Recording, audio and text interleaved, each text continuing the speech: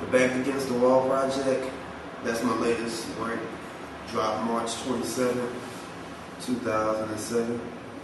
That's a project, it stems from Marvin Gaye's old album, Hear My Dear, but it's like in a hip-hop reflection of this day and age with some of my personal problems and things that I try to put down on wax.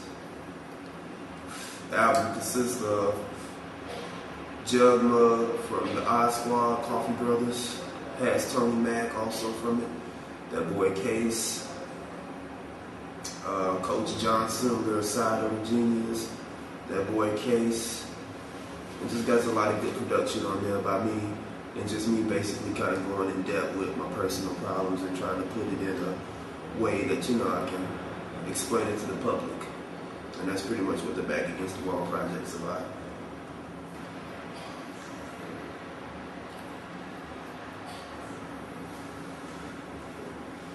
Devin the Dude, I met him back in 2001, and that's actually when I got put on to him. I've been listening to the music, but I really wasn't just a big fan until about 2001. Going through personal life issues and stuff. And one of my friends from LA had the CD playing at his crib. And I remember when it dropped, you know, the album with him on the toilet. I remember when it dropped, but I never just got up on it at the time, which was in '98.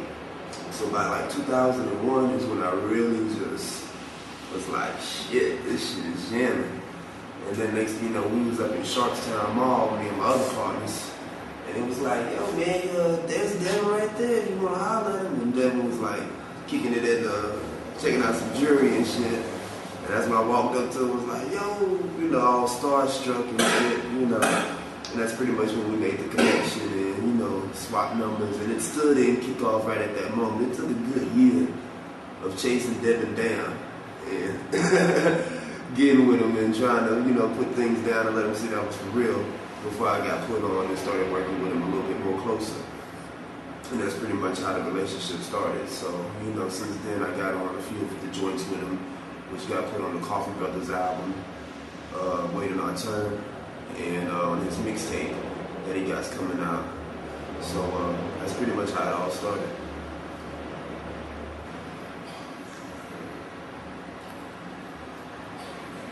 The Coughee Brothaz, that actually comes from Devin. That's Devin the Dude's new group. When I started working with him, he was already working on a compilation CD. We're trying to put those guys out there. And I pretty much was like one of the last few members that he picked up into that project. And I mean, he's still picking up members to this day. But at that time, right before the project got put out, I got on a few songs, and that's how the whole Coughee Brothaz thing kicked off. The term comes from what Devin told me. It was him and his brothers, you know, when they wanted to go out like for a coffee, you know, a smoke break. They'll tell their mom or their, you know, close ones, hey, we're going out for a coffee break. And coffee kind of, you know, met with it what it is. So that's how that all came to be.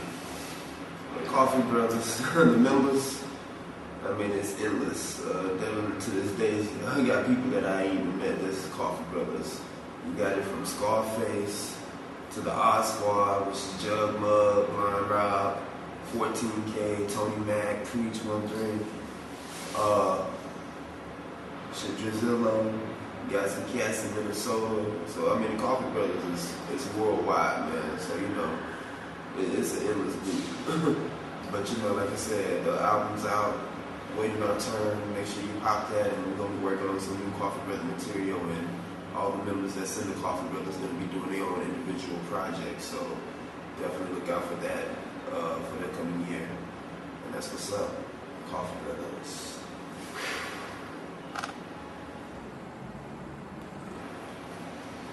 My Block Records, we give the whole history of that. This is a long overdue interview, so we try to break it all down for you, for the people that's been keeping up with me over the years. Back in 2000, I'd already started doing a bunch of music and recording in my own studio and in my own little personal productions.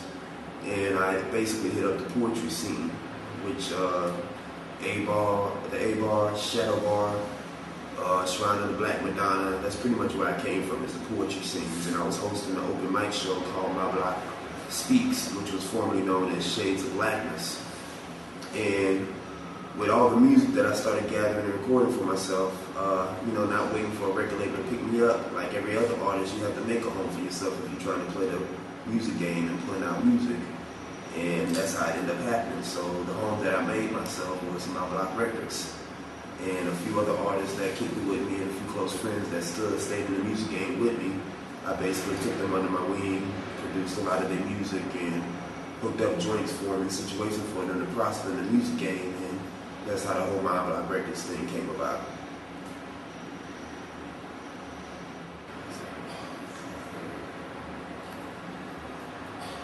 My jazz music, a lot of people don't know that I do instrumental albums. Y'all good fans of Paul Hardcastle, Art of Noise, Sade. I do a bunch of little jazz music albums that center around that mood and that, I guess, ambiance, basically. But, I got my new one that's coming out. It's Love Tricity for all the jazz people that keep up with me on my instrumental projects, and that one should be hitting y'all around September 08, so look out for that. But I'm always going to continue to do the jazz albums. I got a lot of my biggest fans from that side of the music. It has no words, it's just the music and the musicians that I get with at the time, and we just put it down on the instrumental tip. So I'm always going to do that on the side of the hip hop.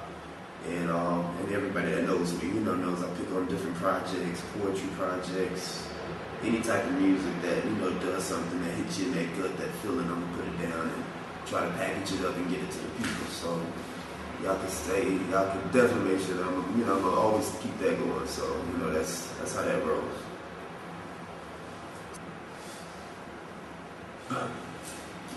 Upcoming projects, for 08, I got the Club 803 project, the album called The Addiction. That's me and Gino. Gino's a local singer that's been putting it down for a few years in the Houston scene, so look out for him. He's always up in Club Reminisce and in Scott Gertner, so y'all can definitely see him there. But we got an album coming out for this year, so look out for that. I got a new artist by the name of Fatal that's in back here. He's going to be spinning some hot stuff. He's representing that, New Orleans, so look out for him.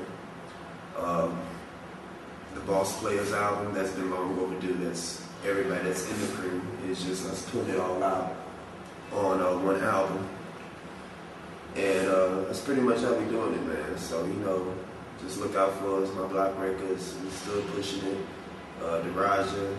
I'm going to be repping for the future and just keep looking out for it, brother. And I appreciate all the fans that's been out there. So keep it rolling.